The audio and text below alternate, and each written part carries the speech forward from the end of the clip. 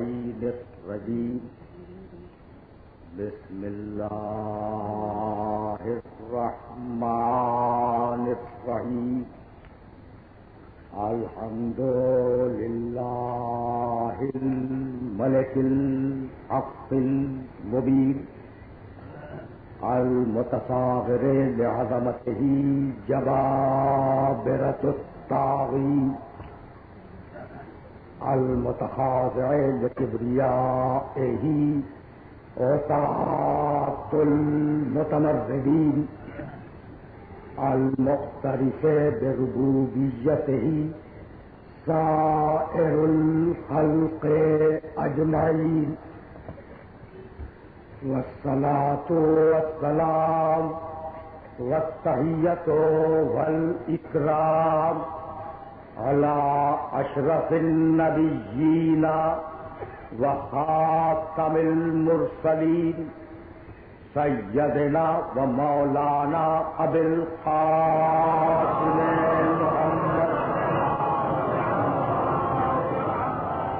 وأهل بيته الطيبين الطاهرين المعصومين المظلومين أما بعد فقد قال الله سبحانه وتعالى في محكم كتابه المبين بسم الله الرحمن الرحيم والشمس وضحاها والقمر إذا تلاها والنهار إذا جلاها والليل إذا يغشاها والسماء وما بناها والأرض وما طحاها ونفس وما سواها فألهمها فجورها وتقواها قد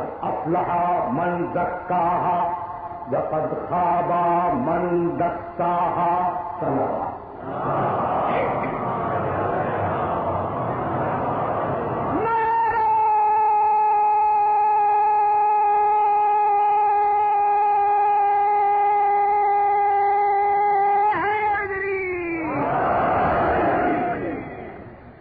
محترم، آج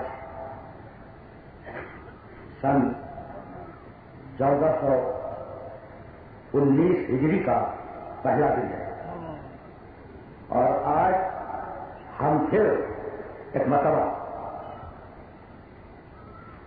اجتماعی صورت میں علوم قرآنی اور ارشادات محمد و آل محمد کی تفہیم کے لیے جمع ہوئے.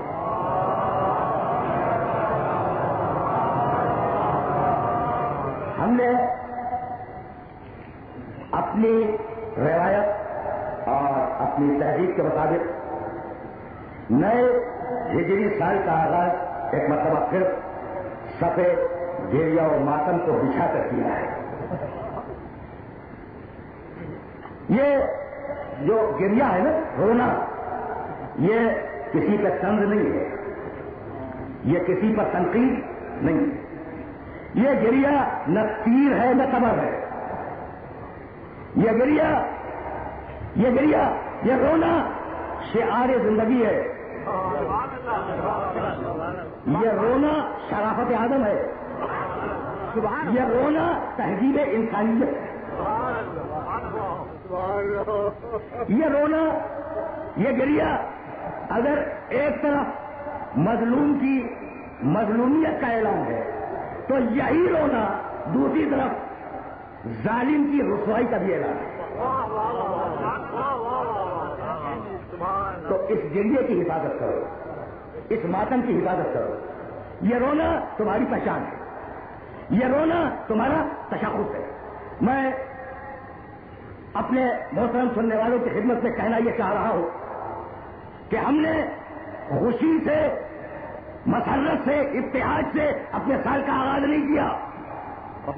ہم نے گریے سے سال کا آغاز کیا.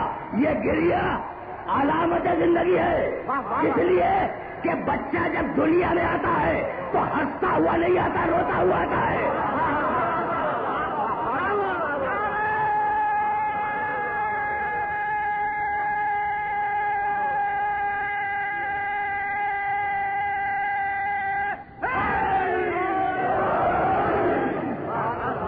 یہ گریا جو ہے نا، رونا رونا، یہ زندگی کی علامت ہے. ہر آنے والا بچہ جب اس دنیا میں آتا ہے تو روتا ہوا آتا ہے، چاہے وہ گریا کرنے والوں کے گھر میں پیدا ہو، چاہے مخالفت کرنے والوں کے گھر میں پیدا ہو.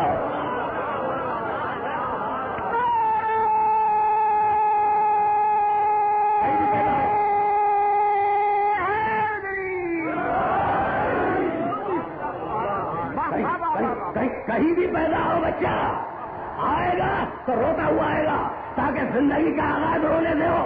تو جب زندگی کا آغاز گریے سے ہے تو سال کا آغاز گریے سے نہیں ہوگا.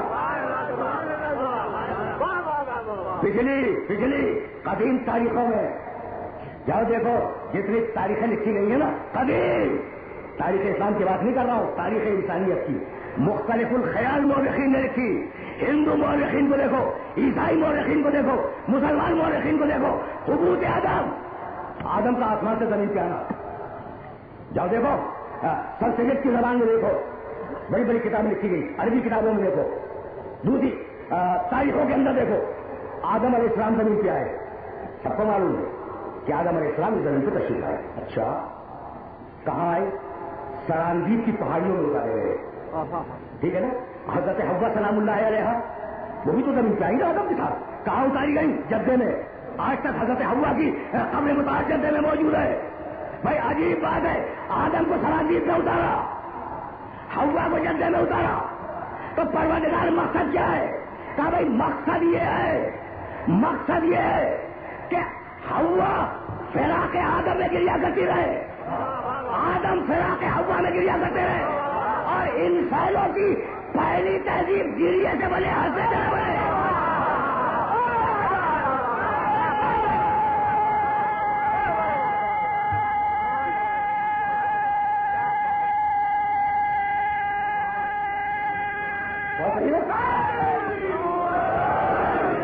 اس رونے کی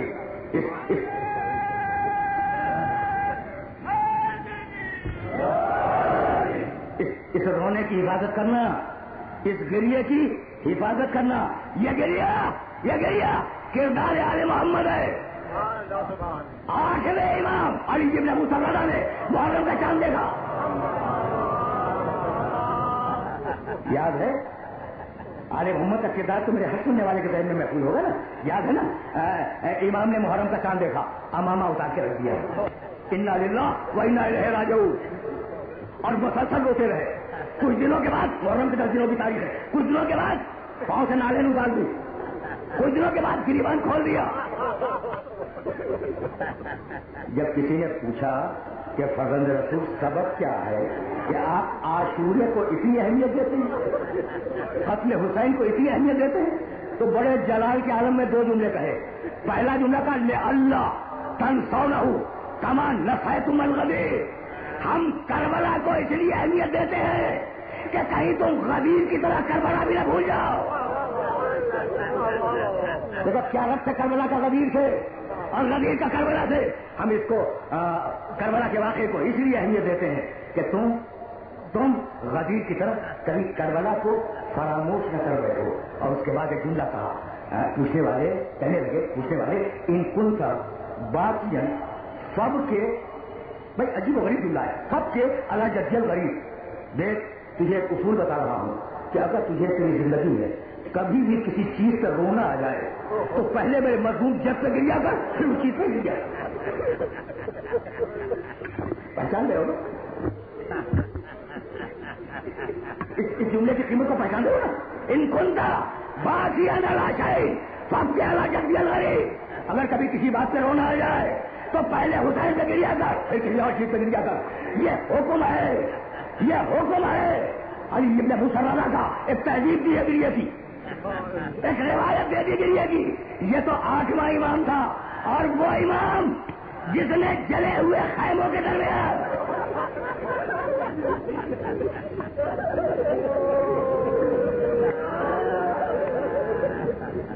پہنچ گئے نا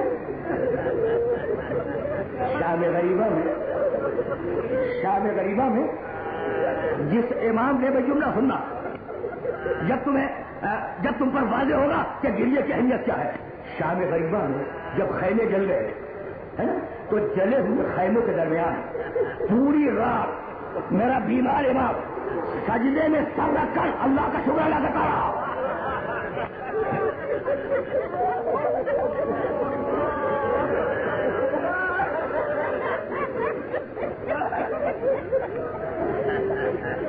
ٹھیک ہے نا. تو دیکھو کیا اطمینان ہے اس امام کا. سننا کیا اطمینان ہے اس امام کا, کیا ثبات قدم ہے اس امام کا, کیا استقلال ہے اس امام میں, کیا استحکام ہے اس امام کے ارادے میں کہ خیمے جل گئے, پھوٹیوں کے سروں سے چادریں چھن گئی, چھوٹی بہنیں تماچے کھا لیے, لیکن وہ شکر ادا کر رہا ہے. پروردگار تیرا شکر ہے نا. تو وہ امام جو شام غریبہ میں پوری رات سجدہ شکر میں رہا, وہی امام اپنی امامت کے 40 برس روتا رہا.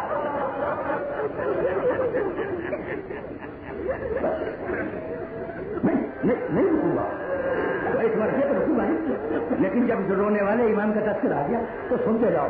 اس کی 35 سال یا 40 سال کی جو امامت ہے نا سید سجاد کی, یہ پوری کی پوری رونے میں گزری ہے. وہ جو مصائب کے کمال پر شام غریبہ مصائب کا کمال ہے, مصائب کے کمال پر سجدہ شکر ادا کر رہا ہے, وہی امام اپنی پوری زندگی امامت کی حسین سے رونے میں سب کا. اچھا تو رونے کی اہمیت کیا ہے؟ دیکھو کچھ جملہ کروں گا. تم ابھی مجلس کے اختتام کے بعد جب باہر نکلو اور کوئی شخص اگر تمہیں ہنستا ہوا مل جائے تو تم کھڑے ہو کر یہ نہیں پوچھو گے کہ یہ کیوں ہنس رہا ہے.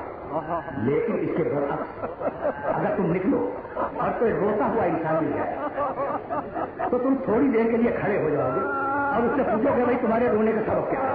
اگر ہم اسے دور کر سکتے ہو تو ہم دور کر دیں. تو انسان ہنسنے کا سبب نہیں پوچھتا, رونے کا سبب پوچھتا ہے. میرے مظلوم امام نے رو کر قاتل پہچانوا لیے. سمجھ رہے ہو نا بات کو؟ میرے مظلوم امام نے گریا کر کے قاتل پہچانوا دیے. اب میں کیسے عرض کروں پوری زندگی اس امام کی رونے کی عبادت کرنا, گریے کی عبادت کرنا. اس امام کی پوری زندگی رونے میں گزر گئی. حد تو یہ ہے کہ تاریخوں نے لکھا, ہر شہر میں قصاب ہوتے ہیں جو جانوروں کو ذبح کرتے ہیں. تاریخوں نے لکھا ہے کہ یہ امام جب مدینے کی گلیوں سے گزرتا تھا تو قصاب اگر جانور کو ذبح کرنے والے ہوتے تھے نا تو جانور کو چھوڑ کر کھڑے ہو جاتے تھے.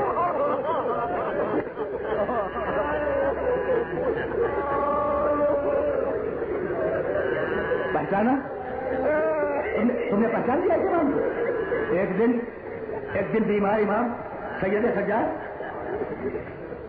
اپنے گھر کی طرف جا رہا تھا.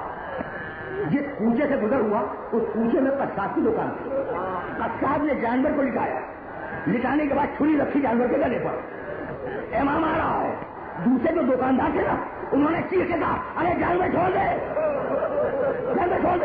کہا ہوا کیا؟ کہا سید سجاد آ رہے ہیں.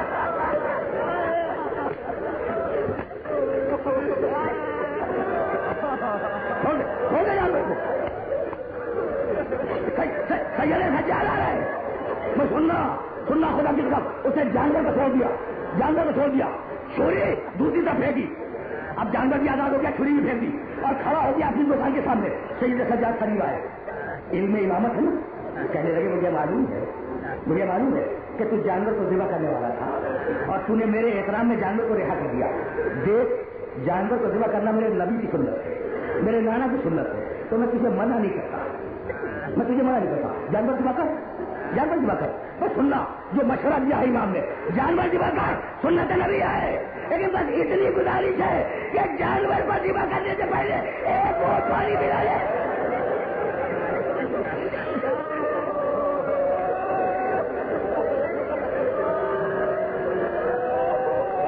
اور اس کے بعد ایک چیخ ہماری روکیا قبر رسول کا, لا مگر میرے بابا کو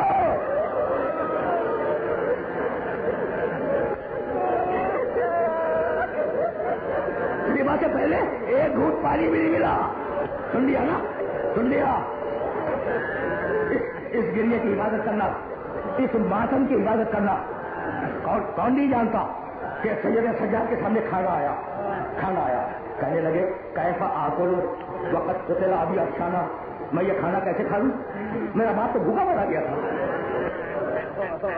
سامنے پانی رکھا گیا, کہنے لگے کیسا اشرب وقت قتل ابی افشانہ, میں یہ پانی کیسے پی لوں, میرا باپ تو پیسہ مارا گیا تھا. آیا میرحال کوفی امام کی خدمت میں, بس دو جملے سننا, گڑیا کی حفاظت کرو, دو جملے سننا. میرحال کوفی امام سے ملنے کے لیے آیا, پوچھتا ہوا امام کے کوچے میں پہنچا, پگلانے سے پانی گر رہا تھا. اس نے یہ سوچ کر کے کہیں یہ پانی نجس نہ ہو, اپنا دامن ہٹا دیا. سامنے تھی سبزی فروش کی دکان, سبزی فروش نے پکار کے کہا کہ آئے آنے والے تو کس کام سے کوچے میں آیا ہے؟ کہا میں اپنے امام سید سجاد سے ملنے آیا ہوں. کہا اچھا سید سجاد سے ملنے آیا ہے, ان کے گھر سے واقف ہے؟ کہا نہیں میں واقف نہیں. کہا یہی تو گھر ہے جسے پانی گر رہا, یہی گھر. کہا اچھا میرے مولا کا گھر یہی ہے؟ کہا اچھا یہ بتا کہ تم نے یہ اپنا دامن کیوں اٹھایا, دامن کیوں اٹھایا؟ کہا بھی خدا معلوم یہ پانی نجس ہے پاک ہے, میں نے اپنے دامن کو اٹھا دیا. کہا تجھے کچھ معلوم ہے آج تک تیرے مولا کی حالت کیا ہے؟ کہا نہیں معلوم. کہا تو تیرے مولا کا عالم یہ ہے کہ کھانا دیکھ کر روتے ہیں, پانی دے کر روتے ہیں. حد تو یہ ہے کہ وضو کے لیے جب پانی لا کے رکھا جاتا ہے تو چلو میں پانی لے کر اس پانی کو دیکھنے لگتے ہیں, اور پانی کو دیکھ کے کہتے ہیں کہ اس پانی کے لیے میرا بھائی مارا گیا, اس پانی کے لیے میری چھوٹی بہن کا ماتھے ہے, اس پانی کے لیے میرا بابا مارا گیا, میں اس پانی کو کیسے استعمال کروں؟ آنسو اس پانی میں اس طریقے سے مل جاتے ہیں کہ وہ پانی وضو کے قابل نہیں رہتا, وہ پانی بہا دیا جاتا ہے. تو یہ نجس پانی نہیں ہے, تیرے ایمان کے آنسو ہے.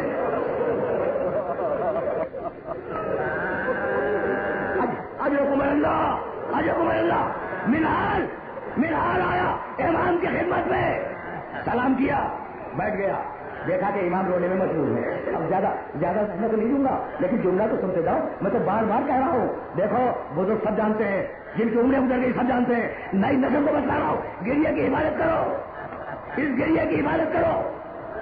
یہ گریہ تمہاری پہچان ہے, یہ گریہ تمہارا تشخص ہے, یہ گریہ اس دنیا میں تمہاری زندگی کی علامت ہے. آیا کہا فرزند رسول اب تک گریہ کر رہے ہیں, کربلا کے واقعے کو کتنے دن گزر گئے, مولا آپ اب تک گریہ کر رہے ہیں؟ رونے لگے. رو تو رہے تھے نا, بآواز بلند رونے لگے. کہا عائشہ سننا, میرے امام کا جملہ سننا, یعقوب کا ایک بیٹا یوسف مرا نہیں تھا, آنکھوں سے اوجھل ہو گیا تھا. یعقوب نے اتنا گریہ کیا کہ آنکھیں تباہ ہو گئی, سر کے بال پلکوں کے بعد سفید ہو گئے. تو ایک بیٹے کے غائب ہو جانے پر یعقوب نے اتنا گریہ کیا. اور اے پوچھنے والے, میری آنکھوں کے سامنے تو بنی ہاشم کے 18 جوان ذبح کیے ہیں.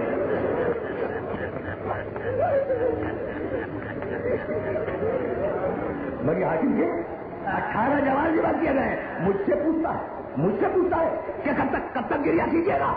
راوی گھبرا گیا, اس نے ہاتھ جوڑ لیے, بس جملہ سن رہا, اب نہیں رکوں گا. راوی گھبرا گیا, کہا فرزند رسول آپ نے سچ کہا, یعقوب کا ایک بیٹا یوسف گم ہو گیا تھا, پوری زندگی روتے تھے.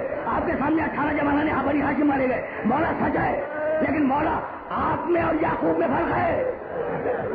یعقوب کے خاندان کی میراث شہادت نہیں تھی, شہادت آپ کے خاندان کی میراث ہے. سن لیا نا. دیکھو اس سے بہتر آل محمد کے لیے تسلی کا جملہ نہیں ہو سکتا تھا. کیا کہا مولا ٹھیک ہے یعقوب زندگی بھر ہوئے, لیکن خاندان یعقوب کی میراث شہادت نہیں ہے, جبکہ شہادت آپ کے خاندان کی میراث ہے. رونے لگے.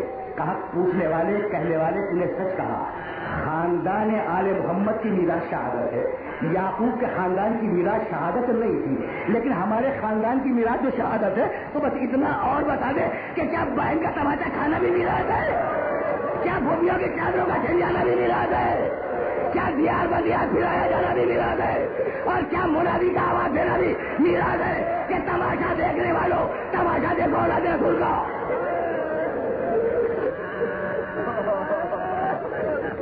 اجرکم اللہ. میں نے بڑی زحمت دی, آج تک ہم روتے چلے آ رہے ہیں اور قیامت تک روتے چلے جائیں گے, ٹھیک ہے نا. تو اب مجھے ایک جملہ کہنے کی اجازت دے دو کہ بھائی یہ اتنے بڑے ہنگامے کی کیا ضرورت تھی.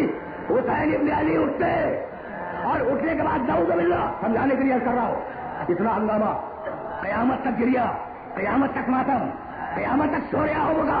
ضرورت کیا تھی؟ حسین اٹھتے اور یزید کے ہاتھ میں اپنا ہاتھ دے لیتے سارے مسائل حل ہو جاتے. لیکن یاد رکھو کہ جو تہذیب نفس کا محافظ ہو، جو تہذیب نفس کا محافظ ہو، وہ تہذیب حاضر کے پجاریوں سے قیامت تک مصالحت نہیں کر سکتا.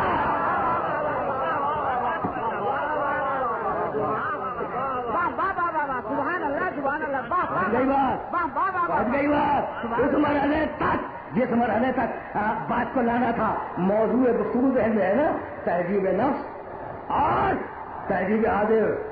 اور اس موضوع کو آگے بڑھانے کے لیے میں نے سورہ والشمس کی ابتدائی 10 آیتوں کی تلاوت کا شرف حاصل کیا. بڑا مشہور سورہ ہے، 30ویں پارے کا سورہ والشمس کون نہیں جانتا، بڑا مشہور سورہ ہے. آج کی ترتیب نزول کے اعتبار سے اس سورے کا نشان 91 ہے، اور آج کی ترتیب تلاوت کے اعتبار سے میں معذرت چاہتا ہوں، آج کی ترتیب تلاوت کے اعتبار سے اس سورے کا نشان 91 ہے، اور ترتیب نزول کے اعتبار سے یہ سورہ قرآن مجید کا 23واں سورہ ہے، جو سورہ حج کے بعد اور سورہ بروج سے پہلے مکے میں نازل ہوا. سورہ حج 22واں، سورہ والشمس 23واں، سورہ بروج 24واں. اس سورے کی ابتدائی 10 آیتوں میں پروردگار عالم نے عجیب و غریب طریقے سے گفتگو کی.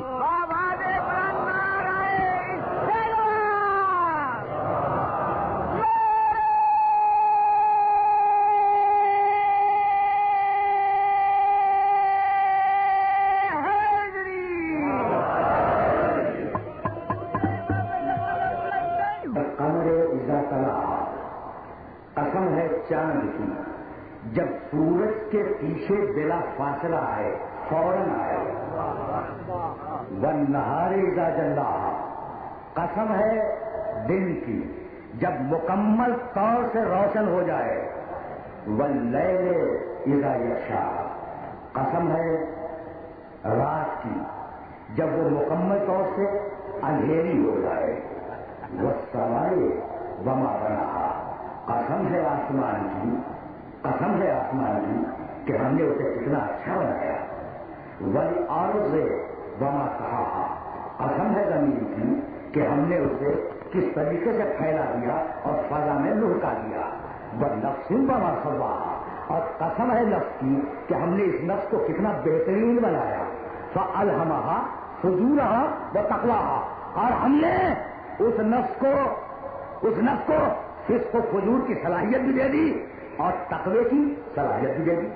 قد افلح من زکاھا، کامیاب ہو گیا وہ شخص جس نے نفس کو پاکیزہ بنا دیا. وقد خاب من دساھا، ناکامیاب ہو گیا وہ شخص جس نے نفس کو گناہوں سے آلودہ کر دیا. رک جاؤ میرے سارے محترم سننے والوں، ترجمہ سن لیا نا 10 آیتوں کا. دیکھو ان آیات میں پروردگار عالم نے کمال پہ گفتگو کی ہے. اگر یہ کمال سمجھ میں آ گیا تو میری آج کی محنت سرخ ہو جائے گی. ان آیات مبارکہ میں پروردگار عالم نے کمال پہ گفتگو کی. والشمس ہے، کس کمال کا سورج بنایا ہے. وضحاھا، قسم ہے سورج کی، اور قسم ہے ضحیٰ کے وقت کی.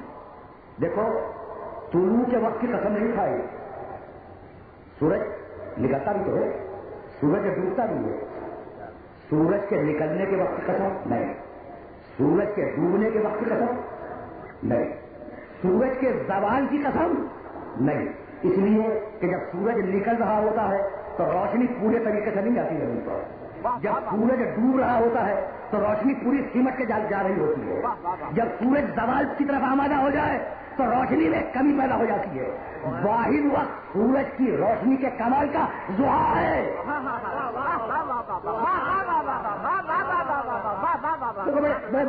بڑے دقیق مباحث ہیں، لیکن آج پہلی گفتگو ہے نا تو چاہ رہا ہوں کہ اس پہلی گفتگو میں کچھ مفاہیم کو استوار کر دوں اور اپنے سننے والوں کی خدمت میں ہدیہ کر دوں تاکہ یہ مفاہیم بعد میں تمہارے کام آئے. تو سورج کے کمال کی قسم اور اس وقت کی قسم جب سورج اپنے کمال پہ ہوتا ہے.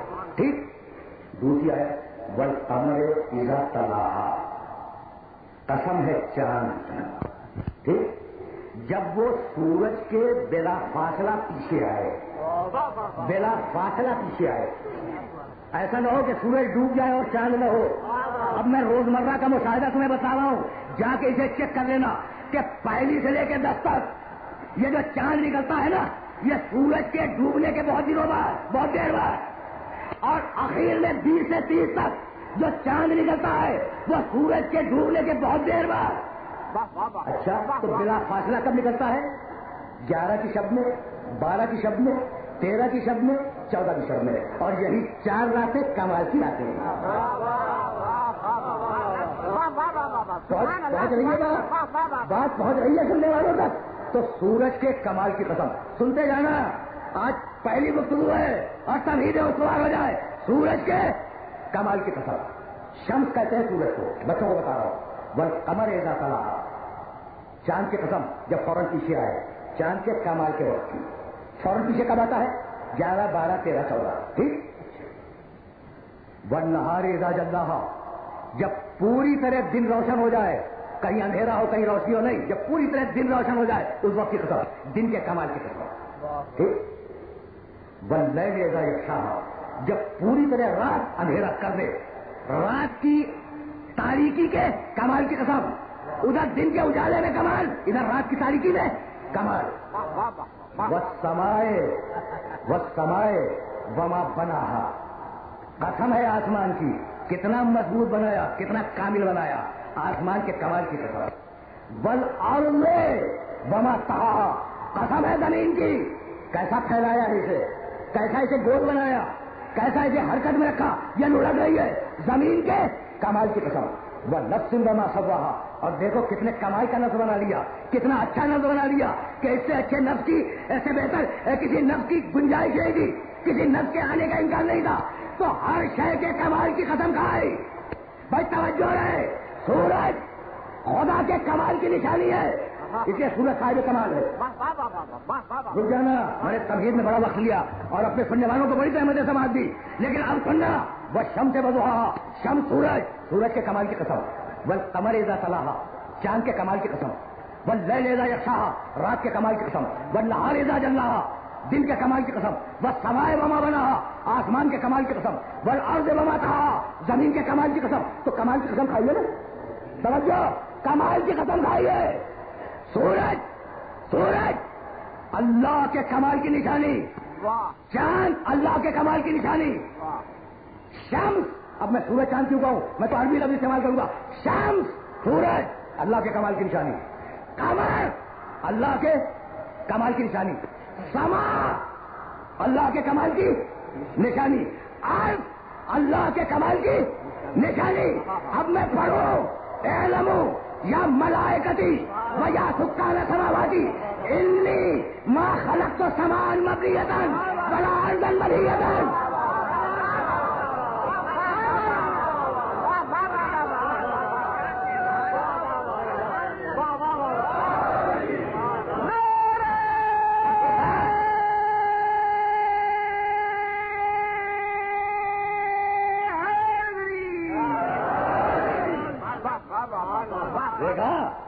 بھائی آ گئی نا بات، آ گئی بات، بھائی سننا، بڑے آرام سے سننا، اعلموا یا ملائکتی و یا سکان سماواتی، وہ جب چادر میں جمع ہوئے ہیں، وہ سارے لوگ جب چادر میں جمع ہوئے ہیں تو کہنے لگا، اعلموا، سنو جانو، یا ملائکتی، اے میرے فرشتوں سنو، و یا سکان سماواتی، اور اے میرے آسمانوں میں رہنے والوں سنو۔ بھائی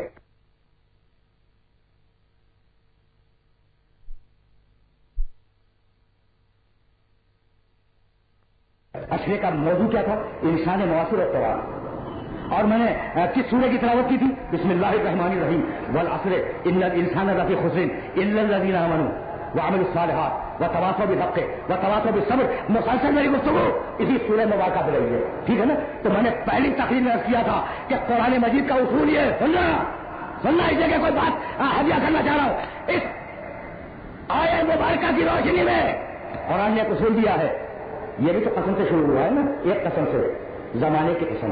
اچھا قسم کے معنی جانتے ہو؟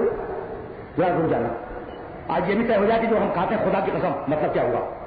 جاؤ دیکھنا آدمی دوران کی کتابوں میں۔ قسم کے معنی ہے گواہی، قسم کے معنی گواہی۔ آپ نے کہا خدا کی قسم ایسا ہوا ہے نا، دیکھتے ہیں نا، مطلب کیا ہوا کہ میرا خدا میرے جملے میں گواہ۔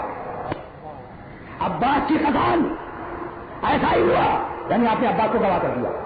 قرآن کی قسم میں یہ کروں گا مثلا، تو قرآن کو آپ نے گواہ کر دیا، تو قسم کے معنی گواہی۔ والعصر زمانہ گواہ ہے، زمانہ گواہ ہے، زمانے کی قسم نہیں، زمانہ گواہ ہے کہ ہر انسان خسارے میں ہے، الا الذین آمنوا وعملوا الصالحات، مگر میں انہیں بچا لوں گا جو ایمان لائے، جنہوں نے عمل صالح کیا، جنہوں نے حق کا اعلان کیا، جنہوں نے صبر کا اعلان کیا، ٹھیک ہے نا۔ تو پہلی تقریر میں نے عرض کیا تھا کہ اس سورے کا کمال یہ ہے کہ ایک جملہ ہے الا سے پہلے، ایک جملہ ہے الا کے بعد۔ والعصر ان الانسان لفی خسر، زمانہ گواہ ہے کہ سب انسان خسارے میں ہے۔ الا الذین آمنوا، مگر الا کے معنی سوائے، مگر مومنین فائدے میں ہے، تو الا سے پہلے ہے خسارہ، الا سے پہلے ہے خسارہ اور الا کے بعد ہے فائدہ۔ ٹھیک، سنتے جاؤ سنتے جاؤ۔ اچھا، لا الہ الا اللہ، کوئی خدا نہیں ہے الا اللہ، سوائے اللہ کے، تو اللہ کے پہلے باطل، اللہ کے بعد حق۔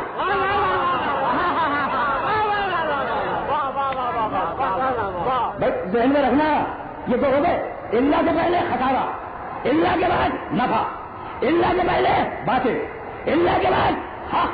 اور اب پڑھوں بسم اللہ الرحمن الرحیم، پچھلے سال کی تقریر کو متصل کر رہا ہوں، سننا۔ والتین والزیتون وطور سینین، یہ بھی قسموں کو مستمل پورا ہے۔ وہذا البلد الامین لقد خلقنا الانسان فی احسن تقویم ثم رددناه اسفل سافلین، سب جہنم میں جائیں گے، سب جہنم میں جائیں گے، الا الذین آمنوا، مگر ایمان والوں کو بچا لوں گا، اللہ کے پہلے جہنم، اللہ کے بعد جنت۔ بہت توجہ رہے، بہت توجہ رہے۔ تو میں نے 3 مقامات سے قرآن مجید سے دلیل فراہم کی۔ سورہ والعصر، اللہ سے پہلے نقصان، اللہ کے بعد فائدہ، لا الہ الا اللہ یہ قرآن کی آیت ہے، اللہ کے پہلے باطل، اللہ کے بعد حق۔ بھائی کتنے نازک مرحلہ ہے۔ سورہ والتین، اللہ کے پہلے جہنم، اللہ کے بعد جنت، سمجھ میں آ گیا؟ اب چلو واپس حدیث کتاب کی طرف۔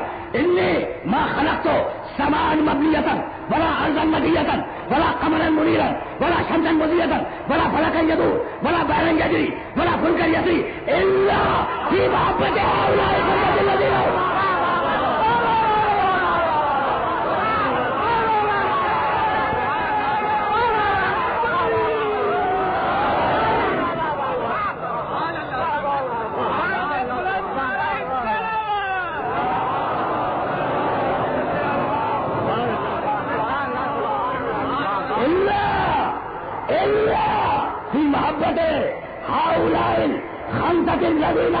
تحت الجزاء۔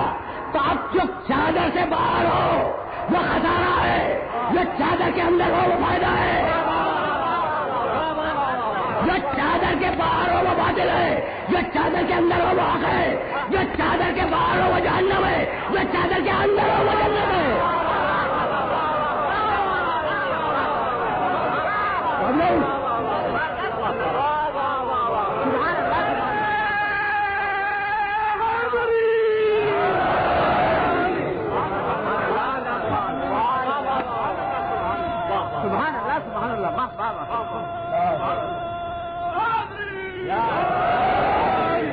دیکھو اس ٹکڑے پہ رکا ہوا ہوں میں ابھی اس ٹکڑے پہ رکا ہوا ہوں۔ انی ما خلقت تو اچھا نہیں کرا اوپر سے، چلو اعلموا یا ملائکتی و یا سکان سماواتی، سنو میرے فرشتوں، سنو میرے فرشتوں سنو۔ اچھا تو یہ فرشتے جنہیں سنوا رہا ہے، کیا سنوا رہا ہے؟ کہ میں نے پوری کائنات بنائی ہے ان کے لیے، ہے نا، یعنی آل محمد کے فضائل بیان کرنا چاہ رہا ہے۔ اچھا تو فرشتے کیا بیکار بیٹھے ہوئے تھے جب کہا کہ سنو؟ کیا فرشتے بیکار بیٹھے ہوئے تھے؟ نعوذ باللہ بیکار بیٹھے ہوئے ہو کہ بھائی سنو کیا بیکار کے لیے بیٹھے ہوئے ہو؟ ادھر آؤ فضائل آل محمد سنو.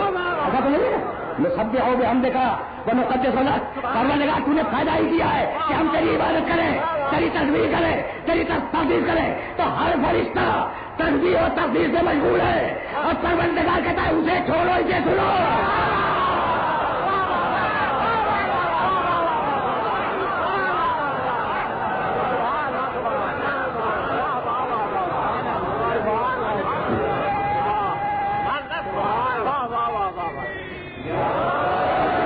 عجیب بات ہے, عجیب بات. یعنی میں کیسے دیکھو میرے جملے کو غلط نہ سمجھ لینا, میرے جملے کو غلط نہ سمجھ لینا بھائی. ایک جملہ ذہن میں رہے بھائی, اسے چھوڑو جو کر رہے ہو اسے سنو. اگر یہ افضل نہ ہوتا اس سے ٹھیک ہے نا. لیکن دیکھو کہ یہ جو ایک ٹرینڈ چل گیا ہے پورے ملک میں, بلکہ اب تو میں ملک سے باہر بھی دیکھ رہا ہوں کہ نماز افضل یا حسین افضل, تو کبھی ان مسائل پہ بات نہ کرنا. لیکن نماز میں حسین میں خدا کی قسم کوئی ٹکراؤ نہیں ہے. نماز نکلی ہی حسین کے گھر سے.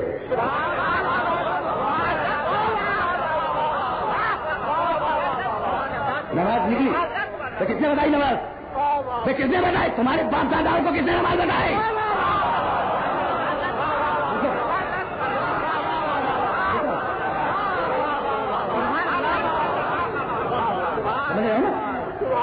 ایسا نہیں ہے. وہ نوازا جب آ کے بیٹھ گیا تھا پوچھتے رسول پر, تو رسول نماز ہی میں تھا نا. تو دو صورت تھی رسول کے پاس کہ یا نماز کو چھوڑ کے حسین کو گود میں لے لیتے یا حسین کو دھکا دے کے گرا دیتے, نماز کو جاری رکھتے. لیکن میرے رسول کا کمال اعتراض کہ نہ حسین کو نماز کے لیے چھوڑا نہ نماز کو حسین کے لیے چھوڑا.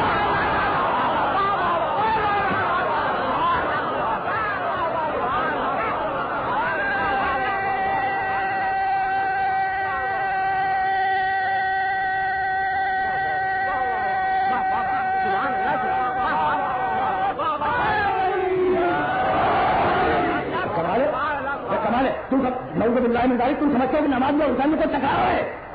بھائی کوئی ٹکراؤ ہے. اطاعت الہی جب عمل میں ڈلے تو نماز بنے, جب پیکر میں ڈلے تو حسین بنے. ٹھیک ہے نا. وہ جو منکرین فضائل آل محمد ہیں لوگ دنیا میں ہیں, اور وہ جنہیں یہ اعتراض ہے کہ میں فضائل کیوں پڑھتا ہوں زیادہ, ٹھیک ہے نا, ان سے کر رہا ہوں, 10 وقت کہہ رہا ہوں, ہاتھ جوڑ کے کہہ رہا ہوں کہ میرے پروردگار نے کہا, پروردگار نے کہا اے لوگوں یا ملائکتی و یا سکان سماواتی, سنو میرے فرشتوں سنو, میرے آسمانوں میں رہنے والوں سنو, تسبیح و تقدیر کو چھوڑو سنو. آسمان بنایا ان کے لیے, زمین بنائی ان کے لیے, سورج بنایا ان کے لیے, چاند بنایا ان کے لیے, ٹھیک ہے نا, سمندر بنایا ان کے لیے, کشتیاں چلائی ان کے لیے. بھائی اب اگر مجھ پر جو اعتراض کر رہے ہو, اب اگر ہمت ہے تو اللہ پہ اعتراض کرو کہ عبادتیں چھوڑوا کے فضائل کیوں بیان کر رہا ہے.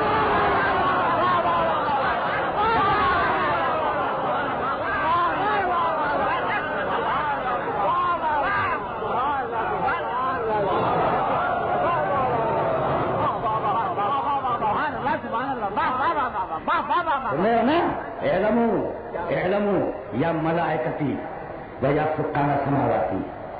بھائی کیا کمال کی بات ہے, سنو سنو میرے فرشتوں سنو, و عزتی و جلالی, یہ بھی تو ہے. دیکھو 11 قسمیں تو میں نے پورے وشن کی سنا, 4 قسمیں پورے وقت کی سنی, 1 قسم پورے وقت اثر کی. اب یہ 2 قسمیں حدیث کتاب کی بھی سنتے رہو. وہ عزتی و جلالی, میری عزت گواہ ہے, میرا جلال گواہ ہے. میں اپنی عزت کی قسم کھاتا ہوں کہ پوری کائنات بنائی ہے ان کے لیے. اب اگر ان سے دشمنی کی تو بے عزت کر کے جہنم میں بھیج دوں گا.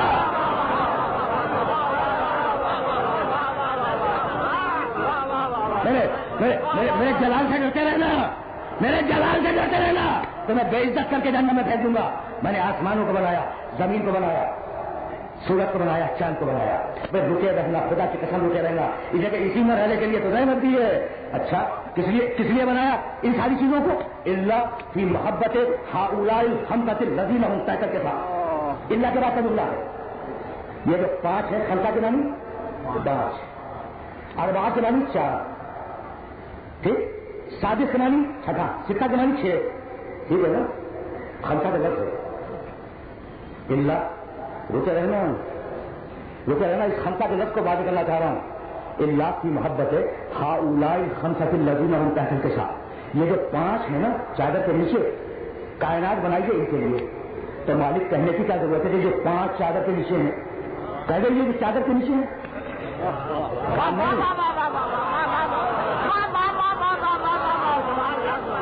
ये खमसा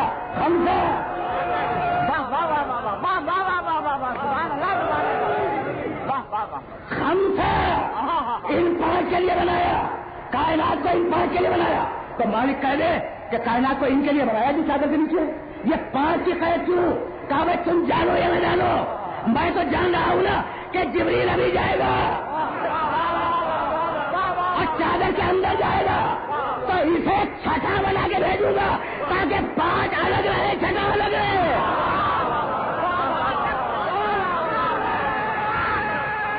ये बात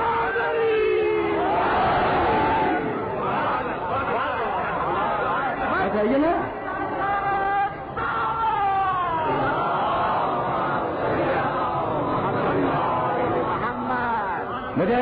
मुझे अच्छी तरह याद है, देखो मैंने अभी गुज़श्ता साल की पहली तकरीर का हवाला दिया था और अब गुज़श्ता साल की 6ठी तकरीर का हवाला दे रहा हूं। मुझे अच्छी तरह याद है कि मैंने हदीस देखा था कि कुछ जुमले डिस्कस किए थे। अब जरा बात को वहीं से तो आगे ले जाना है, जहां गुज़श्ता साल छोड़ा था वहीं से आगे बढ़ूंगा। ए नमू या मलाइकती या सुकाना समावाती वही गति वजरानी इन्नी मा खलक़्तु समान मबनियतन वला अर्ज़न लतियतन वला क़मरन मुनीरन वला शमसन मुज़ियतन वला फलकन जदू वला बहनन यजरी वला फुलकन तसरी इल्ला फी मोहब्बते हाउलाई खमसतिल लज़ीना हुम तहतल किसा। हो गई ना बात, तारुफ करा दिया, फजाइल सुना दिए ना फजाइल परवरदिगार ने, और इबादत से खवा के फजाइल को सुनाया है। एक मतलब जिब्रील ने आवाज दी या रब्बे व मन तहतल किसा, परवरदिगार ये है कौन? अच्छा तो जानते नहीं हो कौन है? जिब्रील ने कहा परवरदिगार ये है कौन? अब मैं जिब्रील से पूछता हूँ जिब्रील तो सैयदुल मलाइका हो, जानते नहीं हो कौन है? अच्छा भाई सुनो, तुम तो मेरे अंदाजे गुफ्तगू के भाई आदमी हो गए हो ना, तो मैं जुमला सुनो। ये क्यों पूछा जिब्रील ने तो ये है कौन?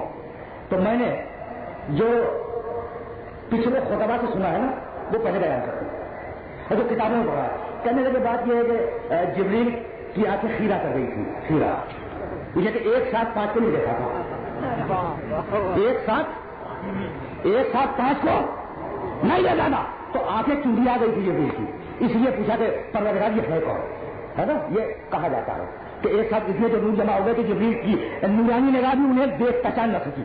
अब मैं पूछूं भाई, मैं तो हर बात की कदर करने का आदमी हूं, लेकिन ये सुना है तुमने हदीस के सामने जब जिब्रील का सवाल दोहराया जाता है तो जवाब ये दिया जाता है कि जिब्रील बेचारा क्या करता, 5 एक कभी तन्हा रसूल को देखा, कभी तन्हा अली को देखा, कभी तन्हा सैयदा को देखा, कभी तन्हा हसन को, कभी तन्हा हुसैन को। ये जो एक साथ जमा हो गए तो जिब्रील क्या थे खीरा कर दी, है ना।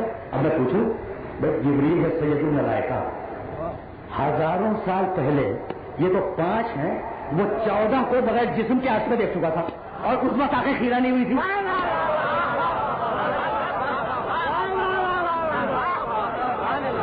है ना। तो अगर तुम जिब्रील को पहचान लो तो समझ में आ जाएगा कि उसने पूछा क्यों। मैं देखो ये तो पैकर में आए थे ना आले मोहम्मद, ये 5 ये तो जिस्म लेके आए थे, वहां तो उसने नूर आसिम को देखा, नूर मुत्ता को देखा, 14 के 14 नूरों को जिब्रील ने लाखों साल के ऊपर देखा, तो वहां तो आंखें नहीं खुल गई। तो रात कुछ और है, ये आंखों का मसला नहीं, रात कुछ और है। अब बताओ, हमेशा सवाल ला इल्मी को रफा करने के लिए नहीं किया जाता, कभी कभी सवाल का मकसद कुछ और होता है। बताऊं कि मैंने इस जुमले में क्या कहा, हमेशा जब सवाल किया जाता है ना, इसका ये मतलब नहीं कि मैं जाहिर नहीं से पूछ रहा हूं, कभी कभी कोई और मकसद होता है। मूसा अलैहिस्सलाम के हाथ में आसा,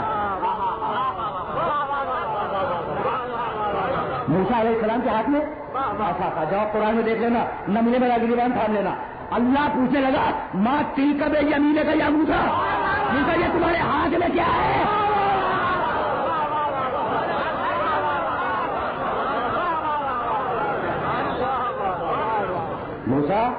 मूसा ये तुम्हारे हाथ में क्या है? तो क्या अल्लाह को नहीं मालूम था कि हाथ में क्या है? तो हमेशा सवाल ला इल्मी में नहीं होता, کبھی کبھی کوئی اور مقصد ہوتا ہے. اچھا تو جیسے اللہ نے پوچھا نا موسیٰ یہ ماں تلک بالجمین کا یا موسیٰ قرآن کا قصہ ہے, موسیٰ یہ تمہارے ہاتھ میں کیا ہے؟ کہنے لگے ہاتھ ہی عصایا. بس سننا جواب موسیٰ کا جواب سننا, یہ قرآن کی تاریخ ہے. پروردگار یہ میرا عصا ہے. اتوقع لے گا اس کو میں تکیہ کرتا ہوں, وہ کو بیاں نہیں, میں اس سے اپنی بھیڑیں کراتا ہوں, ہکاتا ہوں. جب یہ سیاہ مارے کو اخرا دھوپ کے وقت اس کے اوپر چادر تان کے خیمہ بنا دیتا ہوں, ہے نا, اور بڑے فائدے ہیں اس میں. میں تکیہ کرتا ہوں, میں بھیڑیں ہکاتا ہوں, میں ان کے بھیڑیں کراتا ہوں, میں ان کا خیمہ بناتا ہوں, اور بہت سے فائدے ہیں. بھائی یہ سب تو نہیں پوچھ رہا ہے, وہ تو صرف اتنا پوچھ رہا تمہارے ہاتھ میں ہے کیا. یہ تفصیل تو اللہ نے پوچھی نہیں, صرف اتنا پوچھا موسیٰ تمہارے ہاتھ میں ہے کیا, یہی تو پوچھا تمہارے ہاتھ میں ہے کیا. اور موسیٰ نے پوری تفصیل بیان کر دی. تو اب علماء تفسیر حیرانے میں جواب دینا چاہیے تھا. اس نے پوچھا کہ کیا ہے تمہارے ہاتھ میں, کیا دیتے ایسا ہے لگ گئے نا پوری بات بیان کرنے کے لیے. تکیہ کرتا ہوں, بھیڑیں چلاتا ہوں, بھیڑیں ہکاتا ہوں, خیمہ بناتا ہوں, وغیرہ وغیرہ. تو بات یہ ہے بھائی بتا جو رہے. اب علماء تفسیر بول رہے ہیں, میں نہیں بول رہا ہوں. لکھا علماء تفسیر میں کہ چونکہ عصا موسیٰ کو بہت محبوب تھا, بہت ہی محبوب تھا, تو اللہ نے ان کی دہشت کو کم کرنے کے لیے ان سے پوچھا کہ تمہارے ہاتھ میں کیا ہے, تاکہ جو ان کا محبوب ہے اس سے فضائل بیان کرنے لگے.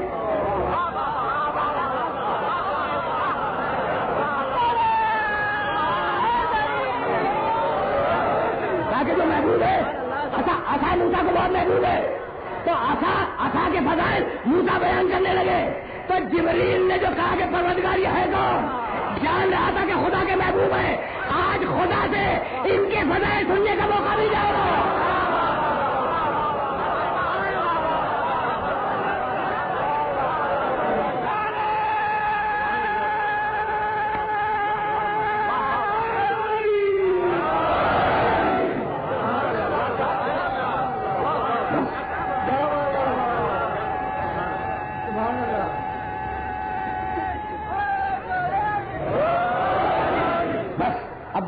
آج کی گفتگو تمہیدی گفتگو اس منزل پر احترام پذیر ہو رہی ہے.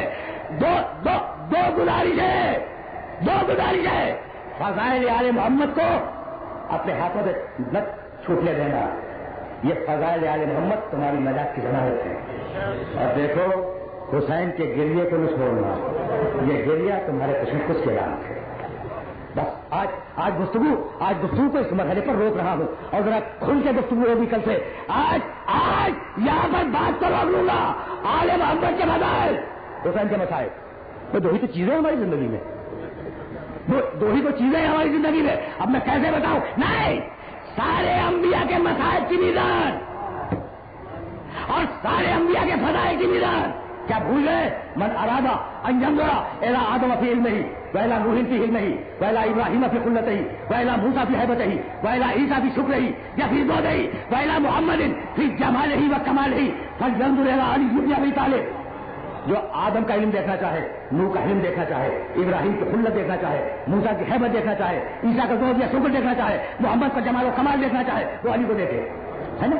تو سارے فضائل کی میزان علی. اور اب سارے فضائل کی میزان اگر علی ہے تو سارے مسائل کی میزان السلام علیکم یا وارث آدم صفوت اللہ, السلام علیکم یا وارث نوح نبی اللہ, السلام علیکم یا وارث ابراہیم خلیل اللہ, السلام علیکم یا وارث موسیٰ کلیم اللہ, السلام علیکم یا وارث عیسیٰ روح اللہ, السلام علیکم یا وارث محمد حبیب اللہ. فضائل انبیاء کی میزان علی, مصائب انبیاء کی میزان حسین. بس اس گلیے کی حفاظت کرنا ہے. میرے دوستو, میرے عزیزوں, چند جملے سنو. محرم کی پہلی تاریخ ہے جو 5 یا 7 دقیقوں میں گزرنے والی ہے, اور دوسری محرم کی رات شروع ہو جائے گی. تو اب میں زیادہ زحمت سماعت نہیں دوں گا. دیکھو آج بلند آواز سے رونا بھی خلاف فیشن ہے. کیا زمانہ آ گیا ہے نا. تو چھوڑو اپنی تہذیبوں کو. یہ جو تہذیبیں دنیا میں چل رہی ہیں سوائے دھوکے کے کچھ نہیں ہے. اس پہ عمل کرو. جو تمہیں آل محمد نے دیا ہے. اب میں کیسے بتاؤں کہ 5ویں امام کے گھر میں مجلس ہو رہی تھی, جملے سننا اور مجھے اجازت دے دینا. 5ویں امام کے گھر میں مجلس ہو رہی تھی, ذاکر مسائل بیان کر رہا تھا, لوگ رو رہے تھے. امام کا ایک صحابی ابو بکیر احدی, وہ اپنے چہرے پر رومال رکھے ہوئے رو رہا تھا. ایک مطلب 5ویں امام نے بتایا ابو بکیر اسے رومال ہٹایا, کہا لبیک یا رسول اللہ. کہا ابو بکیر روتا کیوں نہیں؟ ابو بکیر روتا کیوں نہیں؟ کہا مولا رو تو رہا ہوں. کہا نہیں رو نہیں رہا ہے, اسے بھیگا ہوا رومال دکھلایا. مولا جی ہے میرے آنسو. کہا ایسے نہیں. کہا مولا پھر کہتے. کہا جیسے جنت میں حسین کی مار ہوتی ہے. کہا مولا وہ کہتے.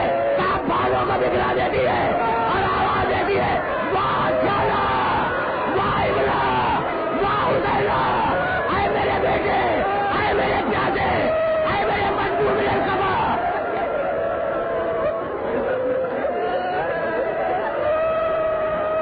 اجرکم اللہ. یاد ہے نا اب حسین کا رونا سمجھ رہے ہیں؟ جیسے حسین کی مار ہوتی ہے نا, جیسے حسین کی مار ہوتی ہے ویسے رو.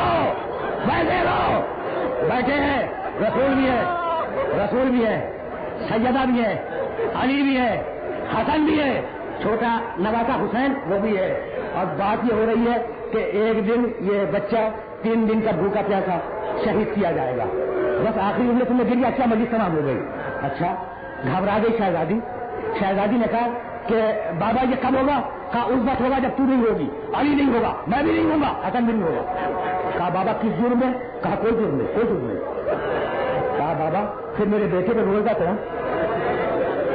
یہ ہے نا تو ہے سیدہ رہتی ہے.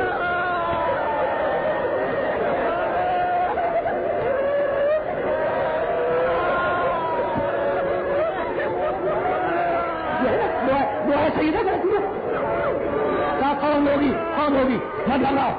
اب بچہ سن رہا تھا, آخری جملہ سننا. ایک مرتبہ چھوٹا نواسا کھڑا ہوا اور جا کے رسول کے سامنے رک گیا. کہنے لگا نانا آپ میرے رونے والوں کو کیا دیں گے؟ کہا بیٹے میں جاؤں گا, سب سے میں شاپے بیٹھا ہوں, سب سے پہلے تیرے رونے والوں کی بات کروں گا. آیا باپ کے سامنے, بابا آپ میرے رونے والوں کو کیا دیں گے؟ کہا بیٹے میں ساتھیہ سودا ہوں, پہلا جام تیرے رونے والوں کو ملاؤں گا. آیا بھائی کے بعد, بھیا آپ میرے رونے والوں کو کیا دیں گے؟ کہا میں جوانان جنت کا سردار ہوں, تیرے رونے والے پہلے جائیں گے. جب سب سے باتیں کر چکا اور چھوٹا نواسا چلاک بازی کا آ کے اما کی گود میں بیٹھ گیا. کہا اما آپ میرے رونے والوں کو کیا دیں گی؟ فاطمہ رونے لگی. کہا بیٹے یہ دکھیا ماں کیا دے سکتی ہے؟ بس بال بکھرا کر جنت کے دروازے پہ بیٹھ جائے گی جب تک تیرے رونے والے نہ چلے جائے. فاطمہ